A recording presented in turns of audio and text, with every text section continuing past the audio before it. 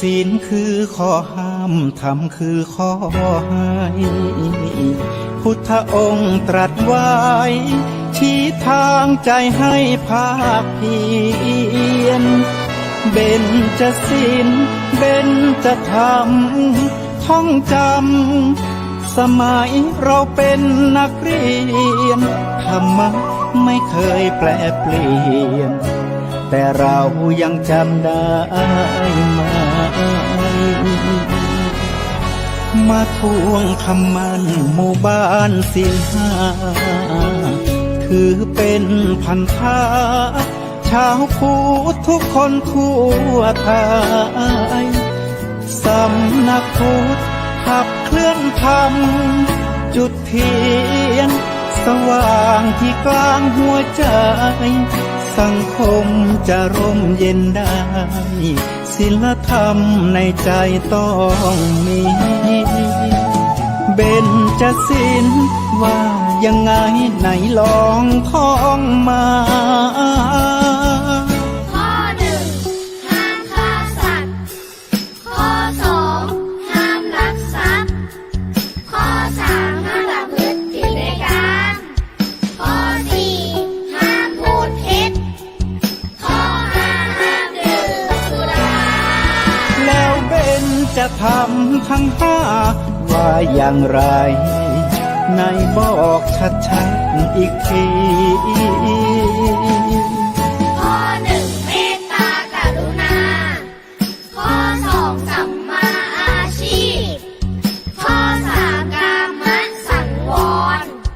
ข้อสี่ต้องมีสัจจะข้อห้าสติสัมปชัญญะศีลห้าข้อทำห้าข้อทำใจทำได้สักข้อหรือยังมีศีลสุขล้ำมีธรรมสุขใจวอนพี่น้องไทยช่วยกันใส่ใจจริงจังยุคสมัยสื่อออนไลน์ทั้งโทรโจมตีใจเราทุกทางมีศีลมีธรรมเคียงข้างชีวิตพบทางสุขใจ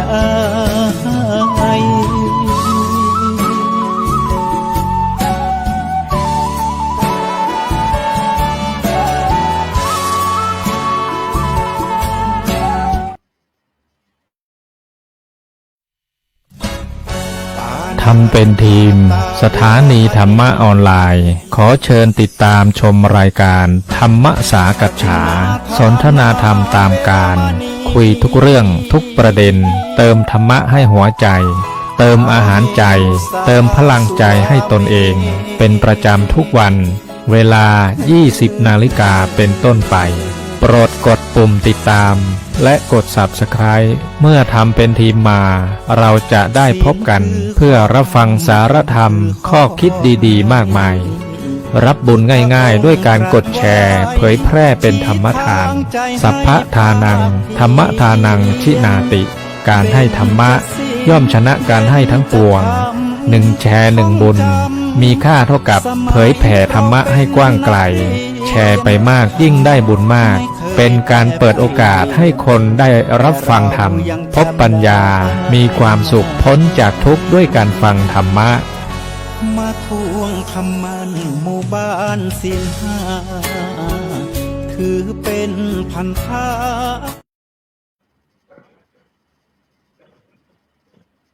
ศีลธรรมนำสุขทุกสมัยเราเป็นไทยเพราะมีธรรมประจำชาติ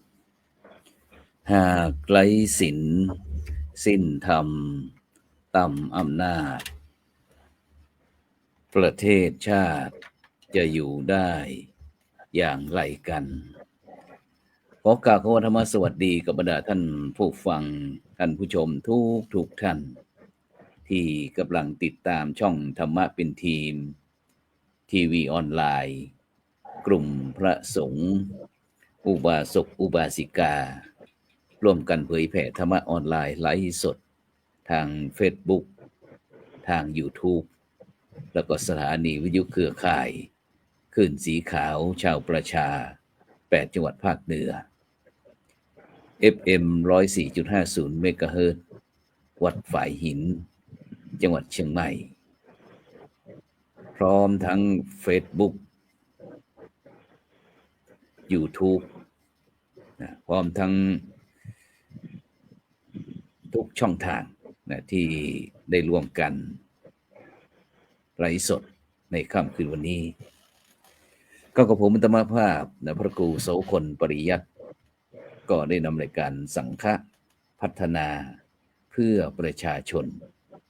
บทบาทพระสงฆ์ในยุค New Normal นำมาพบกับบรรดาท่านผู้ฟังท่านผู้ชมเป็นประจำทุกคืนวันศุกร์ตั้งแต่เวลาก็20:00 นเป็นต้นไปนะจนถึงเวลาประมาณ21:30 นนะซึ่งบรรดาท่านผู้ฟังท่านผู้ชมก็สามารถนะที่จะให้กำลังใจนะโดยการกดติดตามกดไลค์กดแชร์เพื่อเป็นธรรมทานยิ่งแชร์มากก็ได้บุญมากแชร์น้อยก็ได้บุญน้อยไม่แชร์ก็ไม่ได้บุญนะหรือว่าจะร่วมกับมูลนิธิ1016เพื่อการกุศลโดยท่านอาจารย์เจ้าคุณพระวิสุทธิวัชราภรณ์หรือว่าครูบาขาววัดรัตทิวันพระนอนขอนตาล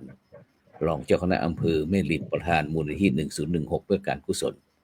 ก็สามารถที่จะร่วมได้นะและนอกจากนั้นก็มูลนิธิโพธิยาลัยมูลนิธิลุ่มน้ำโขงนะคณะสงฆ์จังหวัดเชียงใหม่โดยพระเดชพระคุณหลวงพ่อพระเทพสิงหวราจารย์รองเจ้าคณะจังหวัดเชียงใหม่ฝ่ายเผยแผ่มหาวิทยาลัยมหาจุฬาลงกรณราชวิทยาลัยเขตเชียงใหม่โครงการวัดประชารัฐสร้างสุขโครงการหมู่บ้านรักษาศีล 5แล้วก็หน่วยอบรมประชาชนประจำตำบลนะที่ได้ร่วมด้วยช่วยกันทำให้มีช่องธรรมะเป็นทีมทีวีออนไลน์ที่จะได้พบเจอกับบรรดาท่านผู้ฟังท่านผู้ชมโดยเฉพาะผู้ที่ให้การสนับสนุนนะก็คือบรรดาท่านผู้ฟังท่านผู้ชมนั่นเองอย่างไรก็ตามบรรดาท่านผู้ฟังทั้งหลายนะถ้าหากบรรดาท่านผู้ฟังนะมีความประสงค์นะที่อยากจะสนทนาร่วมนะกับผู้ร่วมเสวนาของเรานะผู้ร่วมรายการของเรานะซึ่งก็มีคณะครูบาอาจารย์หลายที่หลายทางนะทั่วประเทศนะมาร่วมสนทนากันเพื่อที่จะสร้างปัญญาหาทางแก้นะให้กับปัญหาที่เกิดขึ้นในชุมชนสังคมประเทศชาติโดยใช้วิถีธรรมวิถีไทยแล้วก็วิถีพุทธอย่างวันนี้ก็เช่นเดียวกันบรรดาท่านผู้ฟังทั้งหลายนะก็ได้รับความเมตตาจากคณะครูบาอาจารย์นะไม่ว่าจากทางจังหวัดน่านนะจังหวัดลำปางนะแล้วก็จังหวัดเชียงรายนะเพื่อที่จะมาร่วมสนทนาวันนี้ทางรายการเราได้ตั้งหัวข้อบอกว่าพระนักพัฒนาชุมชนยุคใหม่อย่างไรดีนะครับฉะนั้นเราก็จะไปพบกับผู้ร่วมรายการไปที่รูปแรกก่อนเนาะไปที่ท่านอาจารย์พระครูโคสิทธิ์สมณคุณนะครับจากเวียงป่าเป้าอำเภอเชียงรายนะครับจังหวัดเชียงใหม่นมัสการครับอาจารย์พระครูโคสิทธิ์ครับผมถวายความเคารพครูบาอาจารย์ทุกรูปครับขอเจริญพรกับผู้ชมผู้ฟังจากทุกที่ด้วยนะครับขอเจริญพรครับขอบคุณครับสาธุครับไปที่รูปที่2เลยครับไปที่พระอาจารย์สาธิตธีระปัญโยนะครับผู้อำนวยการสถาบันธรรมาภิวัตรนะครับอำเภอแม่เมาะจังหวัดลำปางนมัสการครับพระอาจารย์สาธิตครับผมถวายความเคารพท่านอาจารย์พระครูโสพลท่านอาจารย์พระครูโคสิทธิ์แล้วก็ท่านอาจารย์พระครูสุจินต์นะครับแล้วก็ครูบาอาจารย์ที่ติดตามรับชมรับฟังทุกรูปเจริญพรญาติโยมสาธุชนทุกคนทุกท่านครับครับสาธุครับซึ่งวันนี้ตามปกตินะครับเราก็ได้นัดคณะครูบาอาจารย์นะครับยังที่กำลังเดินขึ้นเครื่องจากกรุงเทพมาก็มีครับท่านผู้ช่วยศาสตราจารย์ดร.วิสิทธิตาวิสิทโธนะครับฉะนั้นท่านตรุงสมคิดครับหลวงพ่อเจ้าคณะอำเภอสันติสุขนะครับอำเภอสันติสุขจังหวัดน่านนะครับฉะนั้นวันนี้ เป็นยังไงบ้างครับท่านอาจารย์พระครูโคสิทธิ์ครับผมที่แม่ห่างเวียงป่าเป้าเวียงกาหลงครับฝนตกบ้างไหม ตอนนี้ก็ไม่ตกนะครับ อากาศก็กำลังดีครับ อากาศกำลังดีสบายครับลมเย็นๆครับช่วงนี้ก็ไม่มีเหตุการณ์อะไรน่าตื่นเต้นนะครับ แต่ว่าส่วนกลางนี่ก็น่าจะมีเรื่องของการตื่นเต้นเรื่องบางสิ่งบางอย่างนะเดี๋ยวท้ายๆรายการเราก็คุยกันเรื่องของอบายมุขต่างๆเนาะครับ ก็ ในวันนี้เนี่ย คิดว่าเราจะนั่งคุยกัน เมื่อวานไปวันก่อนไปประชุมนะครับ ครับ น่าตกใจมากครับเขาบอกว่าชุมนุมคนแก่เล่าความหลัง25 ปีอย่างเงี้ย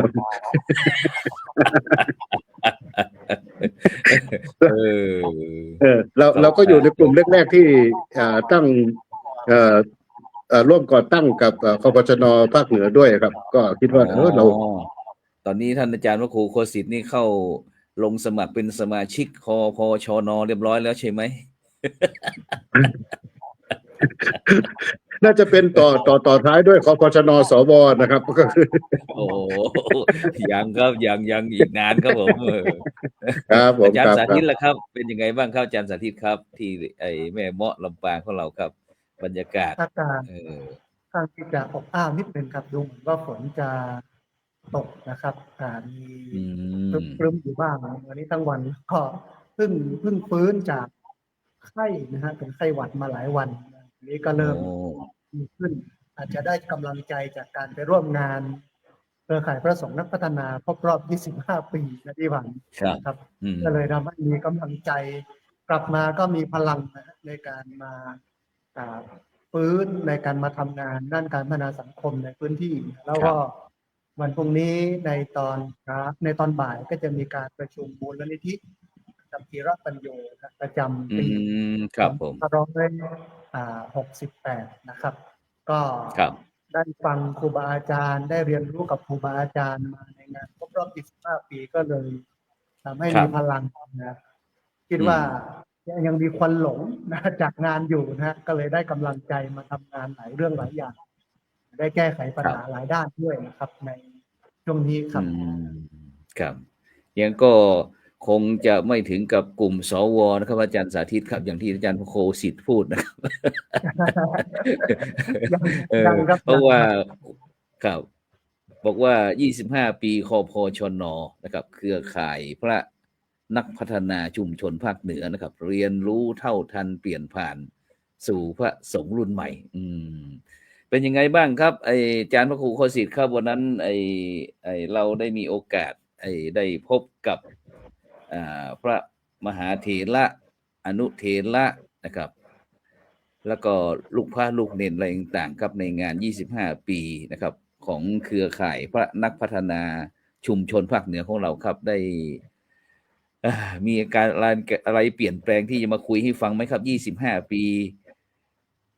ผ่านไปไวมันโกหกครับผมครับก็สิ่งที่ได้รับแน่ๆก็คืออย่างเหมือนอาจารย์สาธิตว่านะครับก็คือรู้สึกมีความ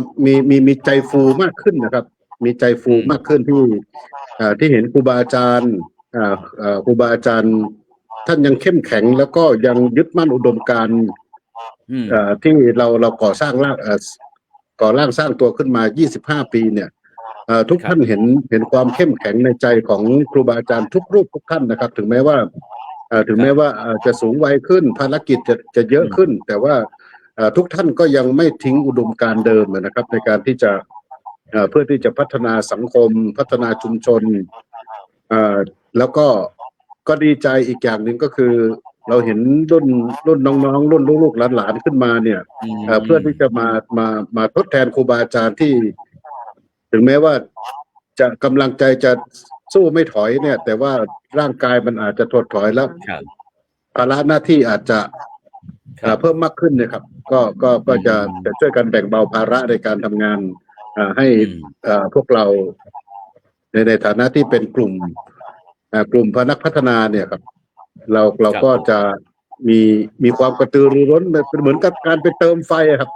ไปชาร์จแบตเพิ่มเติมให้กำลังใจซึ่งกันและกันแล้วก็ไปแลกเปลี่ยนเรียนรู้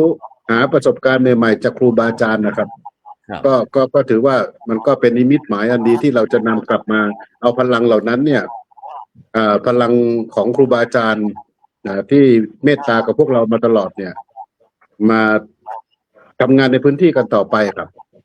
ครับผมครับอาจารย์สาธิตครับ ไอ้เหลียวหลังแลหน้าแล้วรุ่นเก่าๆรู้จักใครบ้างครับเนี่ย ก็ หลายรูปครับที่ อ่า ที่รู้สึกแล้วก็ที่ผมไปเรียนรู้ร่วมด้วยนะครับก็ ครับ แต่ว่าวันเนี้ย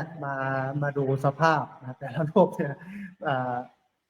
สังขารเสื่อมไปตามธรรมชาติธรรมดาของโลก ครั และ บ ชีวิต แต่ว่าอุดมการณ์ยังแข็งแรงอยู่ เป็นโจทย์หนึ่งเหมือนกันนะครับ ที่ ครับ เครือข่ายพระสงฆ์นักพัฒนาเราคิดถึงการจะถ่ายทอด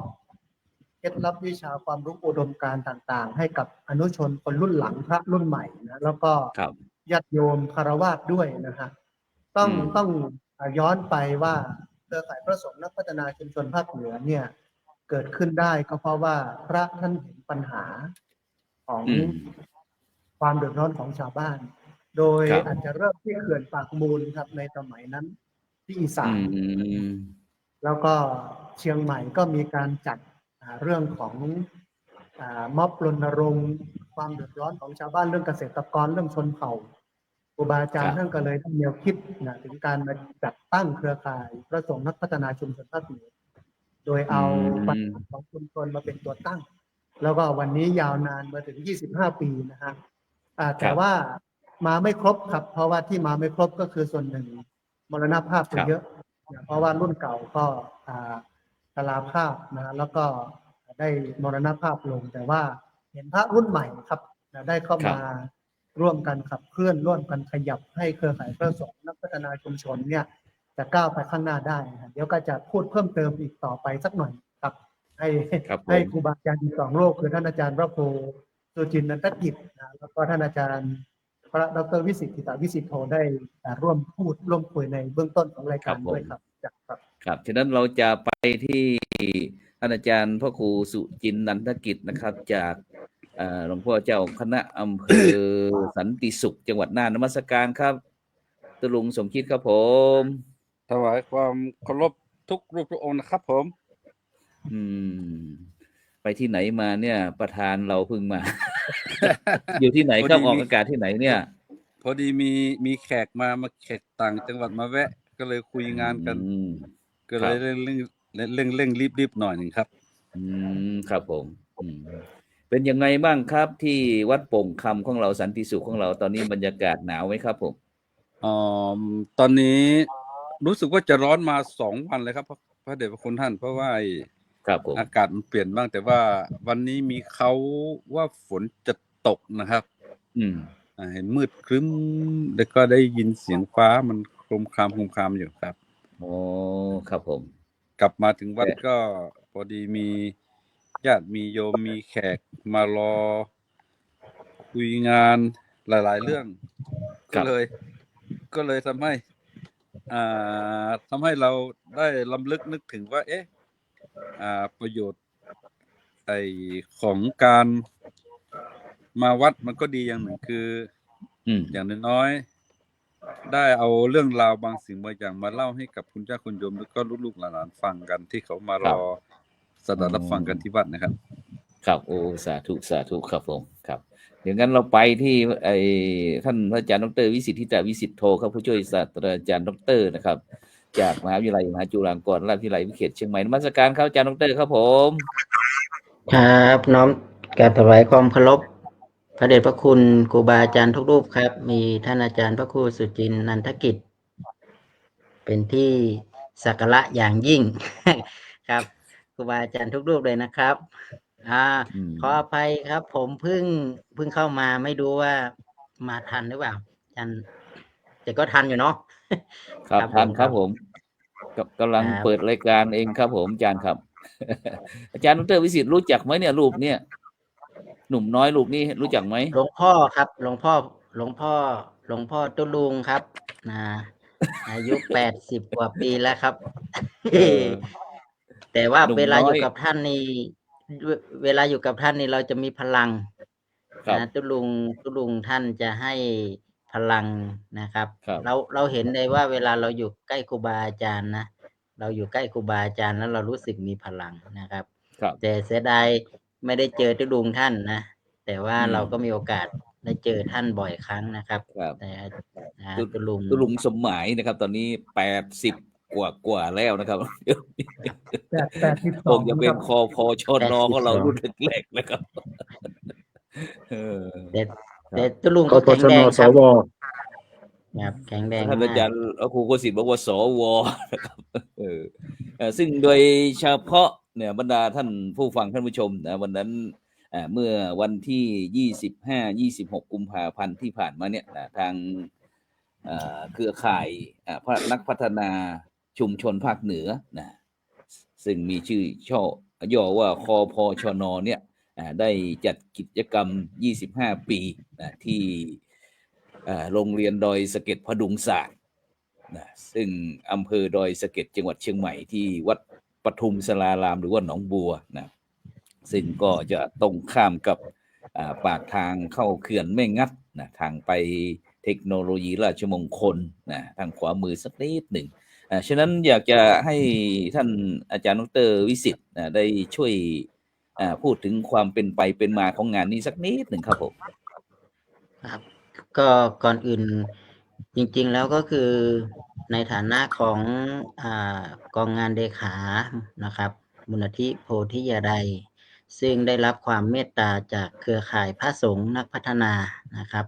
ได้เป็นผู้ประสานงานให้เป็นกองงานเลขาในการประสานงาน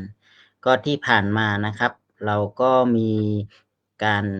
พบปะครูบาอาจารย์แล้วทีนี้นะครับที่เราเห็นครูบาอาจารย์แต่ละที่นะครับแล้วก็โดยเฉพาะยิ่งก็คือเราอยากระลึกถึงคุณงามความดีของครูบาอาจารย์ที่เป็นสายพระนักพัฒนานะครับ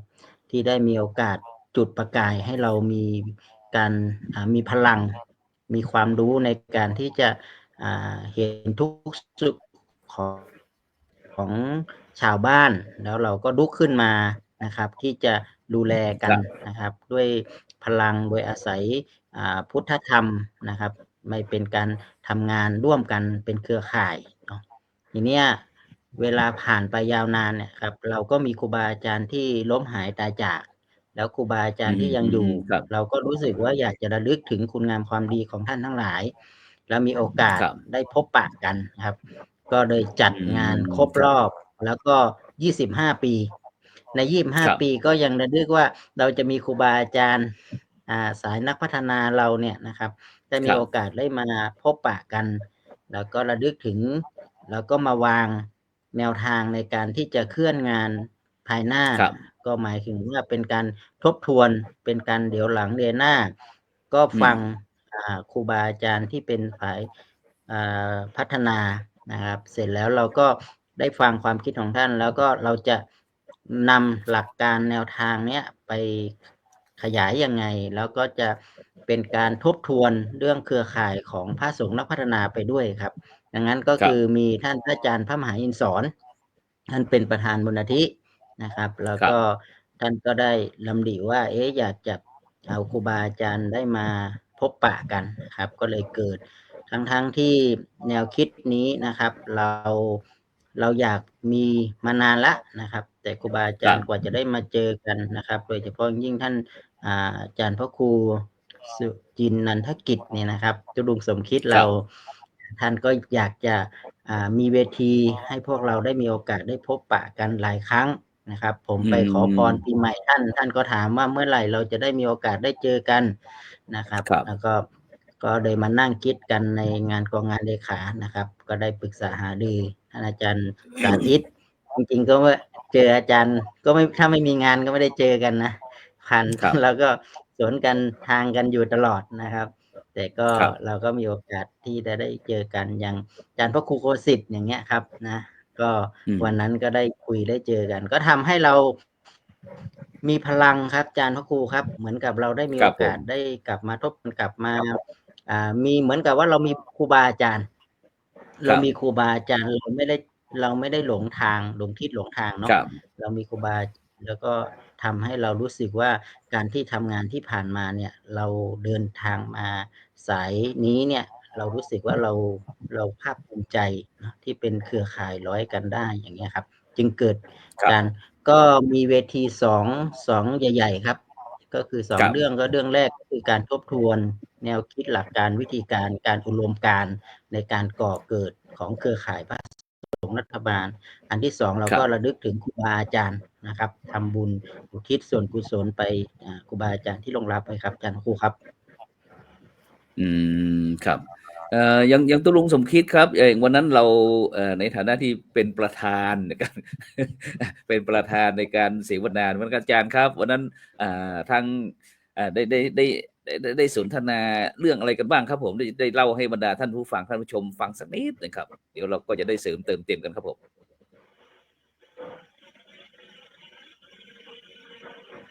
ครับผมวันนั้นเหมือนกับว่าเราได้ทำได้ถอดบทเรียนทั้งส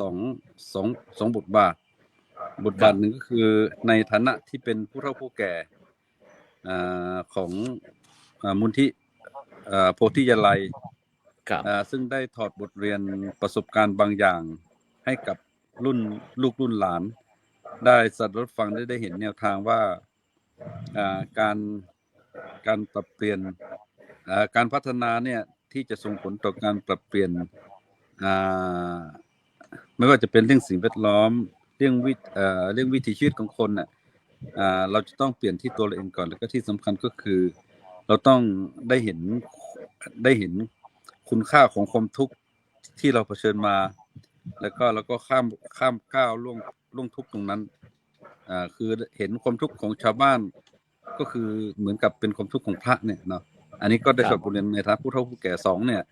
เราได้ฟังได้แลกเปลี่ยนกับลูกหลานตลอดจนถึงครูบาอาจารย์ที่กำลังจะมาต่อยอดมาต่อเส้นได้เส้นเก่าเนี่ยแล้วก็ไปเป็นเส้นใหม่เนี่ยเราก็เห็นความตั้งใจข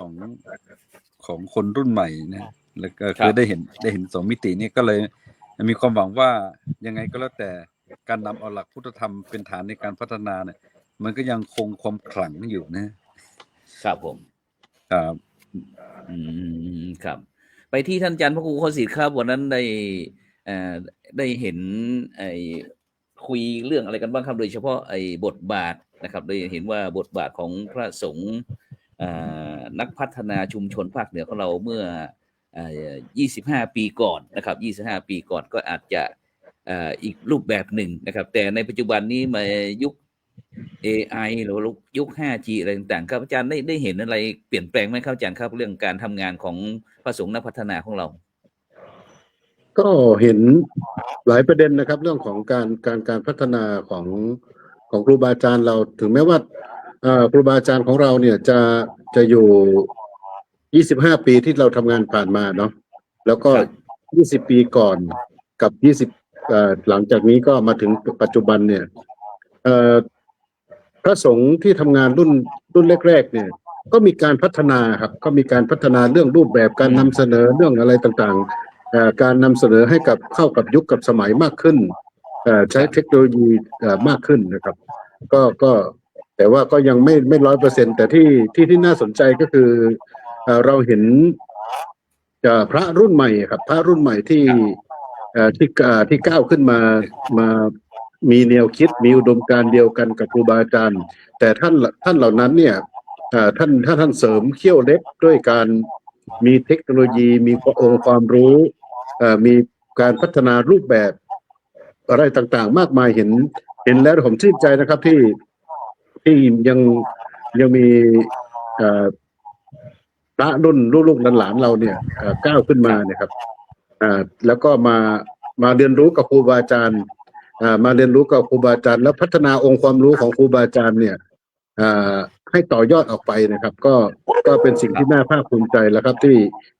อย่างน้อยๆเนี่ยเราตรงๆนะครับก็คือเรานอนตายตาหลับแล้วเพราะว่าเรามีคลื่นลูกใหม่ที่จะพร้อมที่จะเป็นกำลังเสริมหรือแล้วก็จะ จะเป็นทับหน้าให้กับเรารุ่นในอนาคตเนี่ยเห็นความก้าวหน้าของพระรุ่นใหม่เนี่ยเราเห็นองค์ความรู้ที่เขามี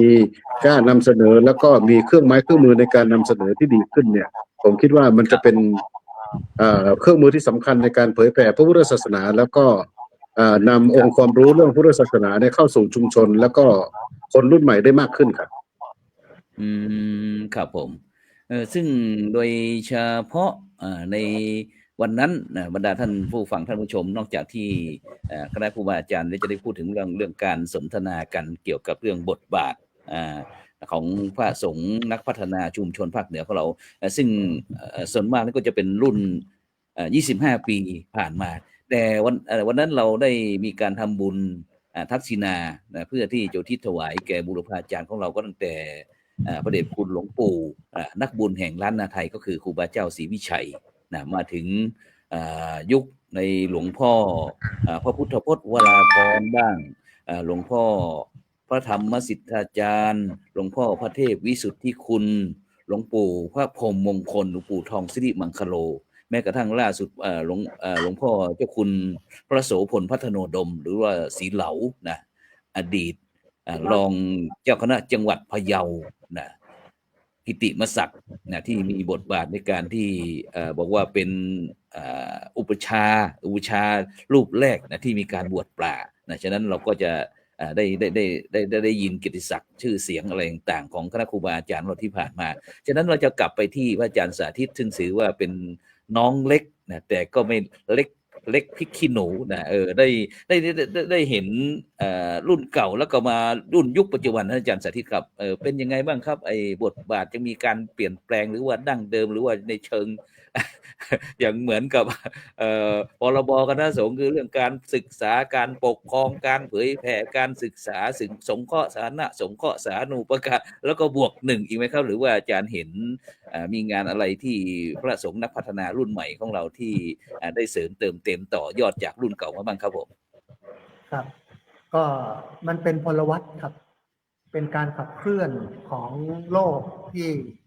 จากอดีตไปถึงปัจจุบันความเป็นอดีตมันก็อาจจะไม่ทันสมัยไม่มีเครื่องไม้เครื่องมือเหมือนปัจจุบันนะครับแต่ว่าปัจจุบันมันมีเครื่องไม้เครื่องมือให้ทำในการเผยแผ่ให้ทำในงานต่างๆเยอะขึ้นนะแต่ว่าเครือข่ายพระสงฆ์นักพัฒนาเนี่ยเขาเน้นที่พุทธธรรมนำปัญญาพัฒนาท้องถิ่นหรือพุทธธรรมนำปัญญาพัฒนาชุมชนนั่นหมายความว่าเราเอาพุทธธรรมมาปรับประยุกต์ใช้ในชีวิตประจำวันของคนตามยุคสมัยนั้นๆบริหารยุคสมัยนั้นๆซึ่งยุคอดีตก็เป็นอีกเรื่องหนึ่งนะฮะแต่ว่ายุคนี้มันซับซ้อนมันยุ่งยากตามพลวัตหรือการเปลี่ยนแปลงของโลกและสังคมแต่มันก็เลยทำให้พระสงฆ์นักพัฒนาก็ต้องปรับตัวนะฮะแต่ว่าพระรุ่นใหม่เนี่ยอาจจะปรับตัวไม่ยากนะแต่ว่าครูบาอาจารย์รุ่นเก่าเนี่ยปรับตัวได้เยอะนะแต่ถ้าไม่เป็นนักพัฒนาเนี่ยอาจจะปรับตัวยากแต่ถ้าเป็นนักพัฒนาเนี่ยจะปรับตัวง่ายขึ้นนะฮะทีนี้ที่อาจารย์พระครูสุจินต์นันทกิจได้คุยถึงเรื่องปัญหาของโยมก็คือปัญหาของพระทุกข์ของโยมก็คือทุกข์ของพระอันนี้ผมชอบใจมากแล้วก็เอาเป็นคำสำคัญในการทำงานของผมเลยว่าเนี่ยพระสงฆ์นักพัฒนาต้องคำนึงตรงนี้ด้วยนะฮะคนทั่วไปเนี่ยพระทั่วไปถ้าไม่ได้คิดถึงโยมก็จะคิดถึงเรื่องแต่ตัวเองนะเอาแต่เรื่องตัวเองไม่ได้ไปสนใจใครจะทุกข์จะเป็นยังไงแต่ปล่อยเขาแต่ว่าอาจารย์พระครูสุจินต์นันทกิจท่านชี้ให้เห็นชัดว่าพระสงฆ์นักพัฒนาเนี่ยต้องเอาทุกข์ของชาวบ้านมาเป็นตัวตั้งแล้วก็แก้ปัญหาความทุกข์นั้นด้วยหลักของพุทธธรรมวันนี้เราเห็นความหลากหลายของครูบาอาจารย์ที่ไปทำทั้งรุ่นเก่ารุ่นใหม่แล้วก็มองเห็นอนาคตว่ามันไปได้ดีที่เราจะขับเคลื่อนกันไปได้เพราะว่ายิ่งสังคมมันพลวัตมันเปลี่ยนแปลงไปเรื่อยเนี่ยปัญหามันสลับซับซ้อนขึ้นเนี่ยมันก็จะทำให้พระนักพัฒนาเนี่ยคิดแก้ปัญหาโดยการเอาธรรมะเนี่ยมาประยุกต์ใช้ให้มันเหมาะกับยุคเหมาะกับสมัยแต่ที่จริงมันก็เป็นแต่ว่ายุคนี้สมัยนี้เนี่ยอาจจะยากนิดหนึ่งเพราะว่าคนในสมัยก่อนเขามีฮีริและโอตตัปปะมีความเกรงกลัวบาปละอายบาปละอายใจแต่มาถึงยุคนี้เนี่ยก็ไม่ได้สนใจเรื่องศีลธรรมจรรยาแล้วนะฮะ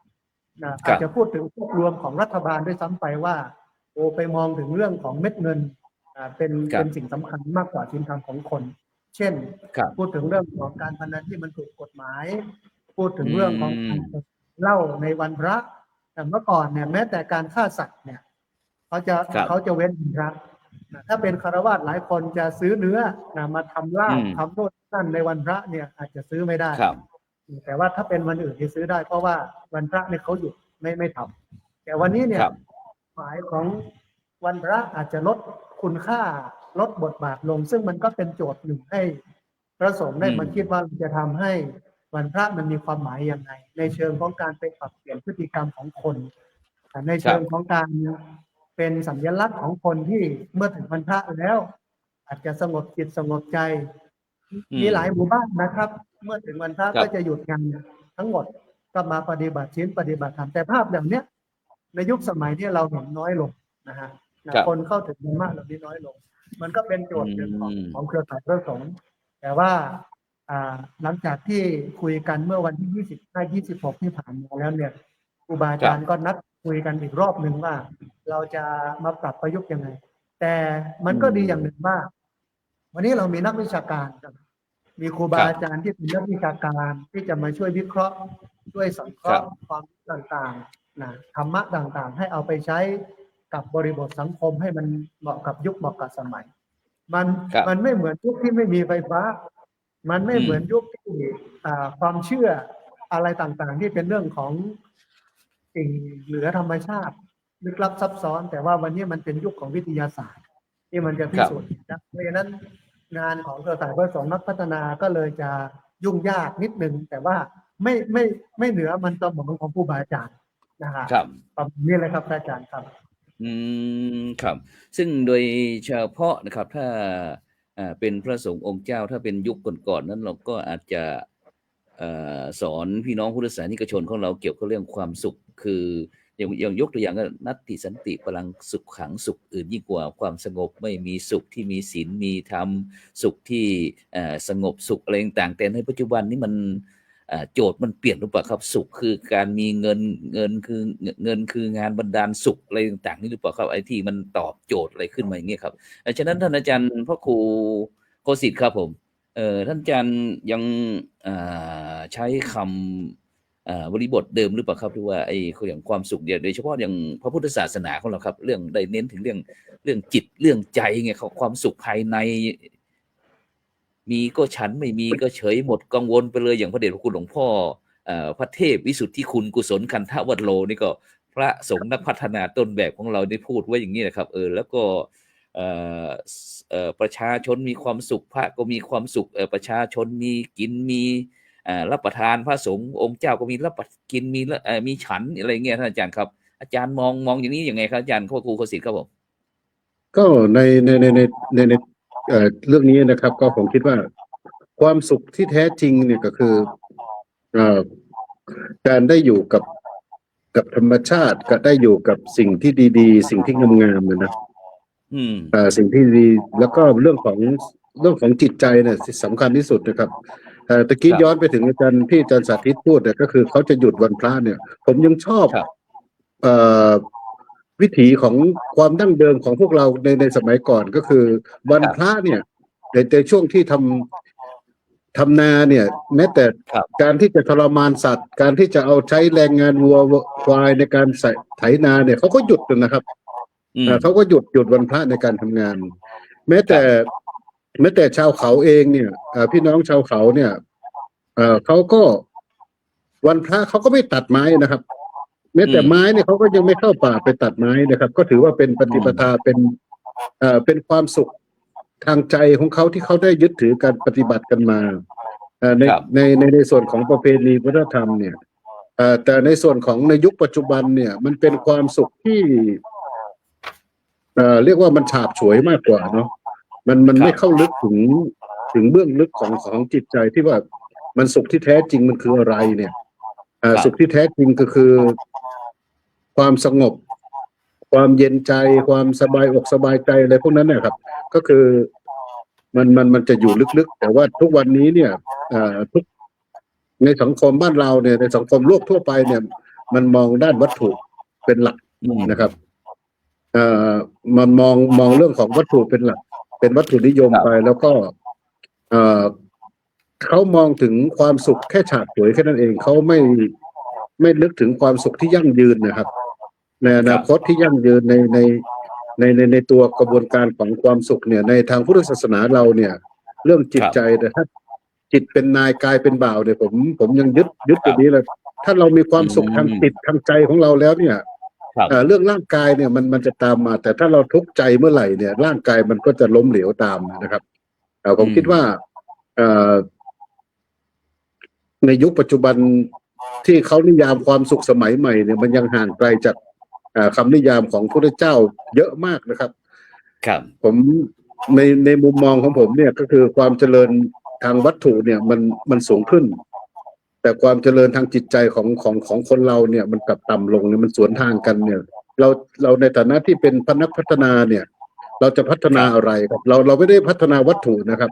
ทุกวันนี้เราทำทุกอย่างทุกสิ่งทุกอย่างเพื่อที่จะไม่ได้สร้างโน่นสร้างนี่ทำวัตถุสร้างเทคโนโลยีอะไรใหม่ๆเนี่ยในกระบวนคิดของครูบาอาจารย์เนี่ยท่านพยายามที่จะยกระดับจิตใจของคนในชุมชนให้สูงขึ้น ตามกระแสถึงแม้ว่ามัน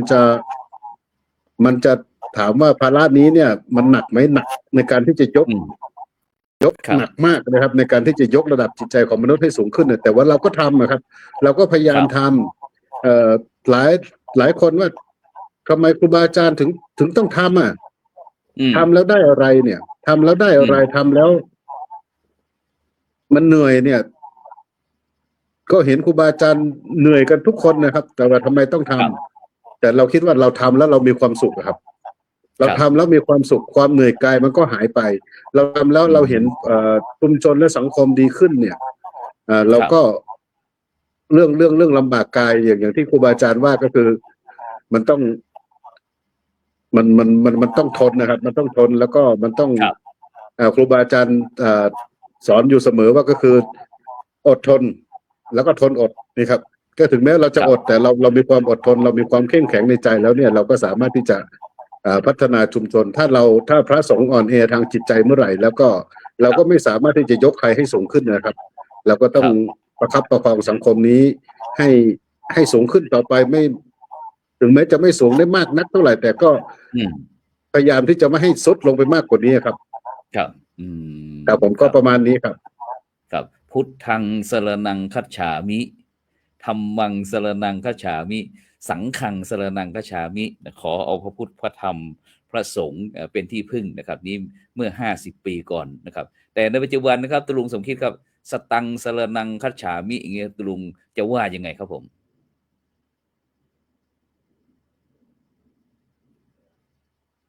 เปิดไมค์นิดครับตลุงครับตลุงเปิดไมค์นิดหนึ่งจริงๆแล้วผมว่าเราจำเป็นที่จะต้องเรียนรู้แล้วก็อยู่กับมันอย่างมีความสุขนะครับถ้าอย่างนั้นเนี่ยปัญหาอื่นๆมันจะตามมาไม่ว่าจะเป็นปัญหาต่อสุขภาพโรคเครียดโรค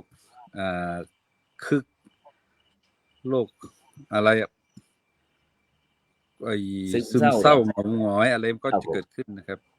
เนี่ยการอยู่กับมันแล้วก็เราก็จะเรียนรู้กับมันเมื่อเราได้เรียนรู้เนี่ยเราก็จะได้เครื่องมือใหม่ที่จะเกิดขึ้นจากการเรียนรู้ตรงนี้เนี่ย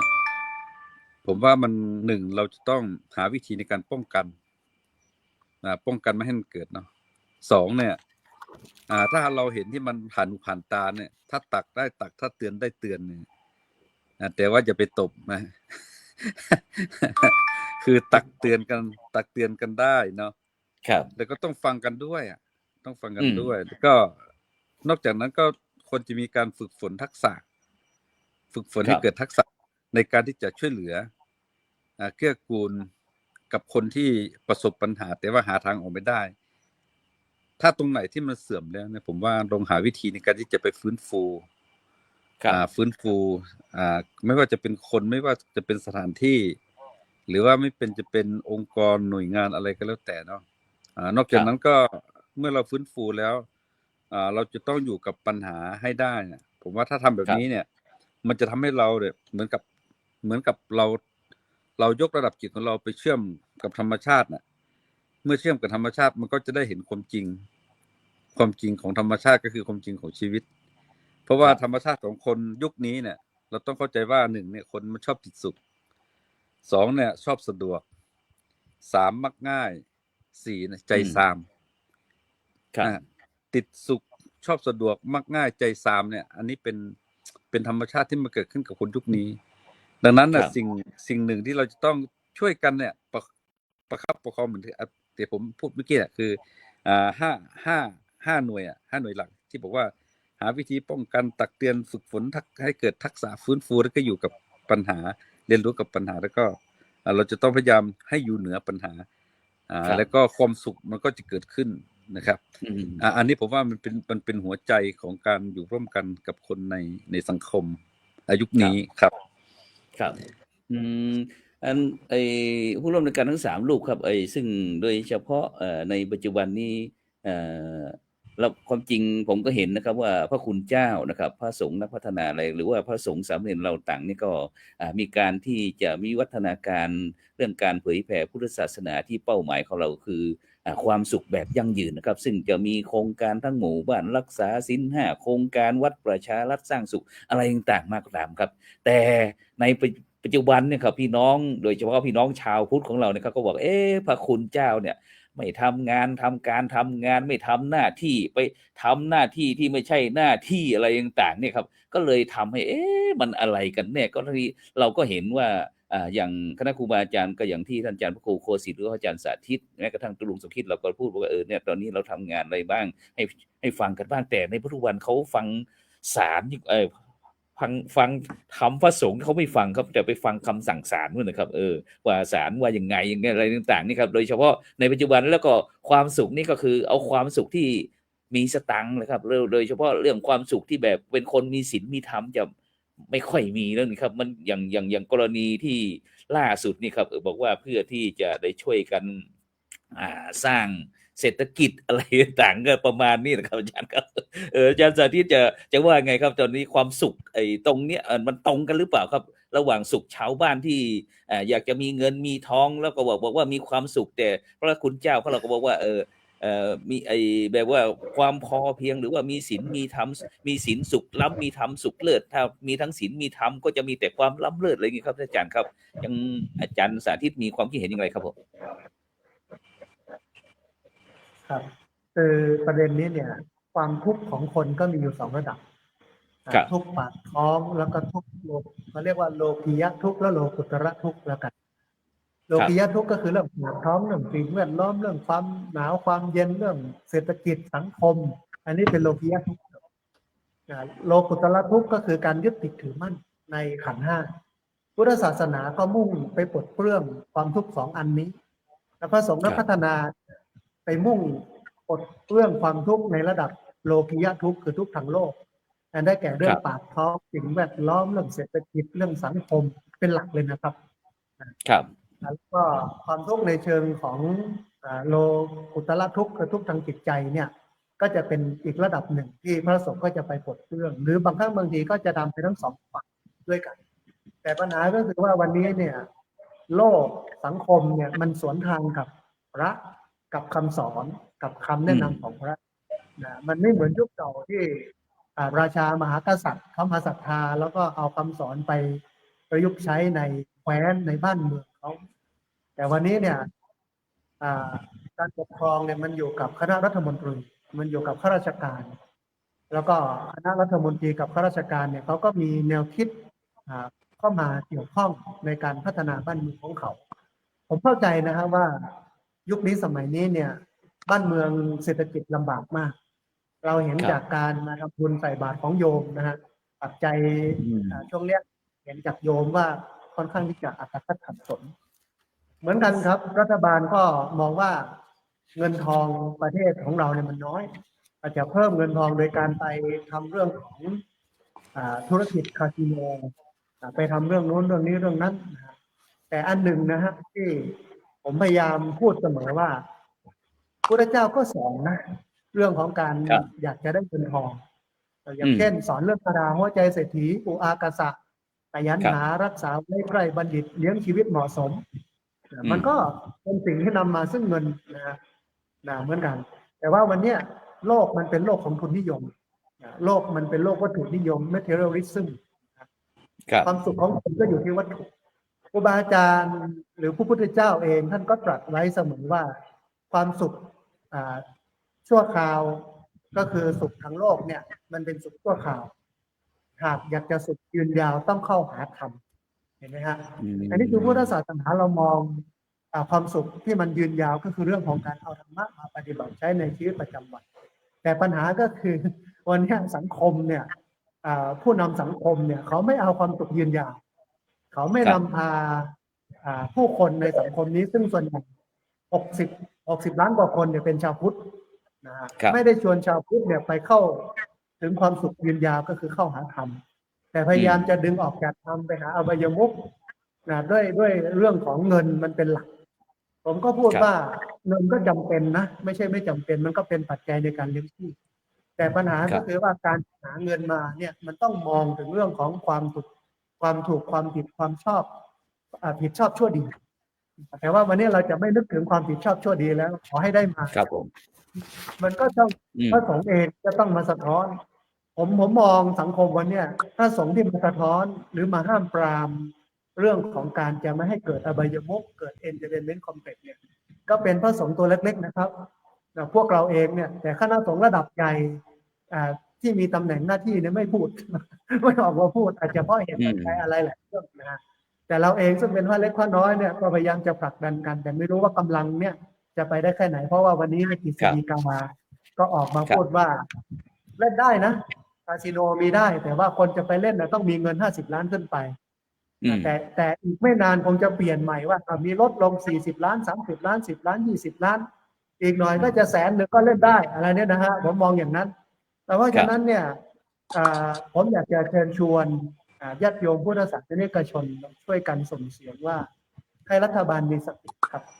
ให้นึกถึงเรื่องของความผิดชอบชั่วดีแต่ถ้าไม่อย่างนั้นเนี่ยประเทศชาติพระศาสนาเรานี่จะอยู่อย่างลำบากเรามองเห็นประเทศเขมรประเทศพม่าซึ่งก็มี entertainment complex นะครับประเทศลาวก็มีถามว่าประเทศเหล่านั้นเจริญเติบโต GDP สูงขึ้นไหมไม่ได้ครับได้นิดเดียวนะประเทศเราเป็นประเทศเกษตรกรรมนะครับฐานของเราเกษตรกรรมเราทำเกษตรได้เกือบทุกคนนะดินของประเทศไทยมันอุดมสมบูรณ์ถ้าเรามาพัฒนาเกษตรกรรมให้เป็นเกษตรที่ใช้เทคโนโลยีเข้าช่วยเนี่ยผมเชื่อมั่นว่าประเทศไทยจะไปได้งามนะครับประมาณนี้ครับอาจารย์ครับครับสาธุครับไปที่ท่านอาจารย์ดร.วิสิทธิ์พิตรวิสิทธิ์โทครับเห็นด้วยกับอาจารย์สาธิตไหมครับอาจารย์ดร.วิสิทธิ์ครับหรือว่ามีอะไรจะเสริมเติมเต็มตรงนี้บ้างไหมครับครับเบื้องต้นเนี่ยก็เห็นด้วยกับท่านอาจารย์สาธิตเนาะแต่ว่าสังคมทุกวันนี้เนี่ยผมก็คิดว่าเป็นสังคมที่ท้าทายของจริยธรรมคุณธรรมที่เรากำลังพูดถึงเนี่ยนะครับเรื่องของวัตถุนิยมเนาะแต่วัตถุนิยมตอนนี้มันแปรรูปเป็นเรื่องของมันมาท้าทายเรื่องศีลธรรมครับท้าทายองค์กรที่บ่งบอกถึงองค์กรเรื่องการนำเรื่องจริยธรรมเรื่องศีลธรรมเนี่ยตอนนี้เนี่ยเรากำลังเข้าใจหรือเรากำลังเอาความโลภมานำศีลธรรมเอาผลประโยชน์มานำคุณธรรมจริยธรรมที่เราพูดถึงจนในที่สุดเนี่ยนะครับมันจะส่งผลกระทบต่ออนาคตความมั่นคงของหลักคำสอนความมั่นคงของศีลธรรมจริยธรรมจะไปอยู่ตรงไหนแล้วหลักการนะครับที่เราเคยรักษากันไว้ทั้งหมดเนี่ยที่อาจารย์สาธิตพูดมาเนี่ยเราจะไม่มีการมาอ้างว่าความชอบธรรมมันเกิดขึ้นได้ยังไงอันนี้นะเราเหมือนกับว่ามันเป็นเรื่องท้าทายมากเลยครับโดยเฉพาะที่อย่างยิ่งก็องค์กรศาสนาของเราเนี่ยนะครับเป็นเรื่องที่สำคัญผมว่าบทบาทพระสงฆ์เราแม้ว่าเราทำอะไรไม่ได้แต่เราก็ลุกขึ้นมาเตือนสติทางสังคมได้แต่จะสังคมจะเชื่อฟังหรือไม่ผมก็คิดว่ายังมีสังคมที่ มีศีลธรรมจริยธรรมที่จะปกป้องคุณงามความดีเอาไว้เนี่ยผมคิดว่าจะมีพลังอยู่เหมือนกันแต่ถ้าเกิดว่าเรายังเงียบยังไม่ได้ออกมาบอกให้กับสังคมหรือยังเก็บตัวอยู่ผมคิดว่ามันก็ไม่ใช่แต่ในหน้าที่บทบาทของเราผมว่ามันต้องออกมาเตือนสติทางสังคมเพราะว่าทุกคนก็อาจจะถูกครอบนำด้วยผลประโยชน์ถูกครอบนำเรื่องของคิดว่าสิ่งนี้คือทางออกของสังคมหรือประเทศไทยผมคิดว่าไม่ใช่ครับเพราะเราเคยคุยกันแล้วก็เราก็ที่ว่าถ้าอย่างนั้นนะครับประเทศเพื่อนบ้านเราก็จะเดินไปนานแล้วครับเพราะว่าประเทศเพื่อนบ้านเราเต็มไปด้วยสิ่งทั้งหลายเหล่านี้อยู่แล้วก็ยังไม่เห็นว่าประเทศเพื่อนบ้านของเรามีความเจริญหรือว่ามีเศรษฐกิจที่ดีเนาะแต่ก็ยังมัวเมากันอยู่ในทุกวันนี้นะครับและยังส่งผลมากระทบถึงเยาวชนอนาคตข้างหน้านี้อีกเนี่ยผมคิดว่าเป็นเรื่องที่ยิ่งใหญ่นะครับแล้วก็เป็นเรื่องที่สำคัญผมว่าสังคมต้องตื่นรู้ครับตื่นรู้ในสิ่งที่ควรจะต้องรู้ออกมาเตือนสติทางสังคมอันนั้นก็เป็นบทบาทเราอันหนึ่งนะบทบาทพระสงฆ์นักพัฒนาที่เราก็มีความเราไม่ใช่ว่ามีความเห็นต่างนะครับแต่เราวิเคราะห์สังเคราะห์ดูแล้วภายใต้สิ่งที่เราประพฤติปฏิบัติมาเนี่ยเราคิดว่าเราอาจจะต้องเตือนสังคมว่าต้องฟังกันบ้างถ้าสังคมคิดว่ามีอำนาจแล้วก็อยากจะทำอะไรผมคิดว่าไม่ถูกต้องครับถ้าใดที่มันขาดจากศีลธรรมไปหรือมันผิดจากศีลธรรมไปเราจะให้คำตอบสังคมได้ยังไงว่าเราจะงอกงามภายใต้ศีลธรรมที่มีอยู่ถ้าเรายังประพฤติปฏิบัติกันอย่างนี้แล้วมันจะส่งผลต่อองค์กรศาสนาที่เราคิดว่าเป็นที่พึ่งทางสังคมเนี่ยนะครับมันก็จะรู้สึกว่าถ้าไม่มีมันลดคุณค่านะครับผมคิดว่าลดคุณค่าเหมือนกับผมยกตัวอย่างนะครับสิ่งที่ตอนนี้ที่กำลังเป็นเรื่องท้าทายอันหนึ่งพระสงฆ์เราบวชมาแล้วไม่มีใครดูแลเราเคยพูดถึงเรื่องความกตัญญูเรื่องของการดูแลซึ่งกันและกันพระสงฆ์ต้องลาสิกขาภายใต้ความเจ็บป่วยที่ไม่มีใครดูแลผมว่าแค่นี้ก็หนักพอสมควรกับเรานะเป็นการบ่งบอกถึงองค์กรเราเนี่ยไม่มีความสามารถที่จะดูแลกันเองได้ผมว่าสะเทือนใจนะครับแต่ว่าแล้วเราจะทำยังไงล่ะที่จะให้ในฐานะที่บทบาทของพระสงฆ์เนี่ยเราขนาดออกมาบวชแล้วเนี่ยเรายังไม่สามารถที่จะดูแลกันเองได้ไม่แล้วก็ยังไม่สามารถจะดูแลเรื่องของเตือนสติทางสังคมเรื่องของศีลธรรมเนี่ยผมคิดว่าอาจจะต้องออกมาคุยกันแล้วก็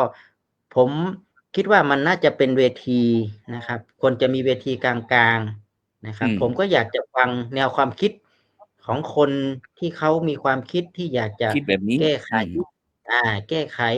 มีความคิดที่จะปรับปรุงกฎหมายเพื่อชอบธรรมเนี่ยแต่ในสังคมเราเนี่ยเราต้องบอกว่าสังคมที่เรารักษากันมาไว้ตลอดเวลาเนี่ยจะให้คำตอบยังไงจะให้คำตอบจากองค์กรสังคมที่เป็นทำเรื่องของความผิดเนี่ยให้มันเป็นเรื่องถูกแต่เราจะรักษาความถูกต้องมันได้ยังไงอันนี้ผมคิดว่าเป็นเรื่องที่สำคัญนะครับแล้วก็ตอนนี้ผมก็เห็นเหมือนกับอาจารย์สาธิตนะว่าเราอยู่เฉยๆไม่ได้แล้วถ้าเราอยู่เฉยๆเนี่ยเราก็ยังรู้สึกว่าแล้วบทบาทของพระสงฆ์อยู่ตรงไหนความทุกข์ของชาวบ้านกำลังจะเกิดในอนาคตข้างหน้าเนี่ยเราจะไม่มาตักเตือนกันบ้างเลยเราจะไม่ลุกมาคุยอะไรกันบ้างเลยนะครับผมคิดว่ามันก็เป็นอีกมุมมองหนึ่งแต่ผมก็อยากรับฟังนะครับว่าเมื่อมันมีแล้วมันจะทำให้เราเจริญจริงไหมนะครับให้ความเป็นอยู่ชาวบ้านเนี่ยสามารถอิ่มท้องจริงหรือเปล่านะครับแล้วก็มีความสุขจริงไหมทำให้สังคมเนี่ยสามัคคีทำให้ครอบครัวมีความรักมีความกตัญญูกว่ากันจริงไหมผมก็ยังไม่เห็นว่ากิจกรรมที่จะทำตรงนี้มันจะทำให้ครอบครัวเนี่ยมีความรักความสามัคคีนะครับมันมีแต่ความสูญเสียนะครับด้วยยิ่งถ้าเป็นการพนันเนี่ยมันแน่นอนครับเรื่องของการลงทุนเรื่องของการก่อเวรการความโลภนะครับความอยากได้นะครับเราเสียเราก็อยากได้เป็นการแข่งขันกันเป็นการแย่งชิงกันผมคิดว่า แล้วสังคมเราจะอยู่เป็นสุขได้ยังไงครับ ครับฉะนั้นอาจารย์ทั้งอาจารย์สาธิตแล้วก็อาจารย์วิสิทธิ์นะครับที่เป็นห่วงใยว่าได้มีข่าวมีแนวความคิดเกี่ยวกับว่าเรื่องการที่เมื่อก่อนเนี่ยไม่ว่าจะเป็นเกี่ยวกับเรื่องวันสำคัญในทางพระพุทธศาสนา หรือว่าวันพระวันศีลใหญ่วันศีลเล็กอะไรก็แล้วแต่18 ค่ำ15 ค่ำอะไรต่างๆเราก็จะมีการงดเว้นในการขายเครื่องดื่มเครื่องดองของเมาอะไรต่างๆหรือแม้กระทั่งในการที่มีเขตว่าการที่จะมีการขาย